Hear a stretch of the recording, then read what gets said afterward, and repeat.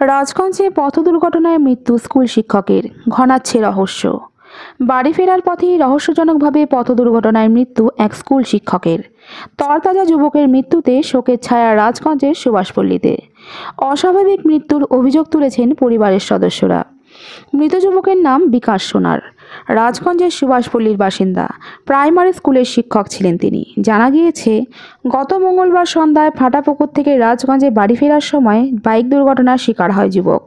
সেখান থেকে গুরুতর আহত অবস্থায় উদ্ধার করে ফুলবাড়ির একটি বেসরকারি হাসপাতালে নিয়ে যাওয়া হয়। দুদিন চিকিৎসা হওয়ার পর গতকাল যুবকের মৃত্যু হয়। আপাত দৃষ্টিতে বাইক দুর্ঘটনা মনে হলেও পরিবারের দাবি যুবককে অন্যভাবে মারা হয়েছে। তাদের বক্তব্য, দুর্ঘটনা হলেও বাইকে কোনো অভিঘাতের চিহ্ন নেই, অথচ শরীরে একাধিক জায়গায় আঘাত, মাথা ও পাঁজর ভাঙা। কেউ পরিকল্পনা করে এই ঘটনা ঘটিয়েছে বলে অভিযোগ করেন পরিবারের সদস্যরা। ঘটনাকে কেন্দ্র করেই তৈরি হয়েছে রহস্য। গোটা ঘটনা তদন্তে নেমেছে রাজগঞ্জ থানার পুলিশ। গাড়ি পেট্রোল পাম্পে এখানে ঘটনা হচ্ছে, এই যে কেসটা হলো, যে অ্যাক্সিডেন্টটা, আমার মনে হয় না যে এটা কোনো অ্যাক্সিডেন্ট।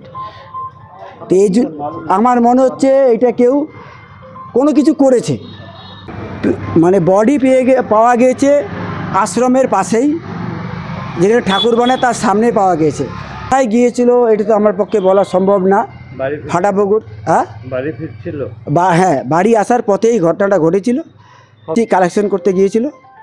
তো ঘটনাটা হচ্ছে, এটা মঙ্গলবার দিন রাত 8:30 নাগাদ ঘটনাটা ঘটেছিল। কোনো কিছু বলেনি, বাড়ি আসছিল এটুকুনি বলছিল যে বাড়ি আমি আসছি। আসার পথেই দুর্ঘটনাটা ঘটেছে। অবস্থায় মানে কিছু বলতে পারছে না, আঘাতের চিহ্ন পাওয়া যায়নি, একাই ছিল। তা আমি বলতে চাচ্ছি রাজগঞ্জ থানা কি করছে এইটাকে তদন্ত করুক। এর যেটুকুন সন্দেহ সেই হিসাবে যায়, আমি থানায় বলা হয়েছে, আইসি সাহেবকে অনুরোধ করা হয়েছে, আমি ব্যক্তিগতভাবে ওনাকে বলা হয়েছে ব্যাপারটা দেখার। যেরকম ইনজোর্ড আমরা দেখলাম তাতে মনে হয় না যে এটা অ্যাক্সিডেন্ট কেস। মনে হচ্ছে এখন পুরো প্রশাসনের ব্যাপার, আমরা তো প্রশাসন না, ও বলতে পারবে প্রশাসন। আমাদের যেটুকুন কাজ আমরা করেছি, যেরকম ইনজোর্ড হয়েছে মানে 1% চান্স কোনো ডাক্তার দিল না। মানে দুর্ঘটনা মনে হচ্ছে না। দুর্ঘটনা মনে হলে পাঁজর ভাঙার তো উচিত না। কোথায় কোথায় লেগেছে? লেগেছে তো এমআরআই রিপোর্টে অনেক কিছু আছে।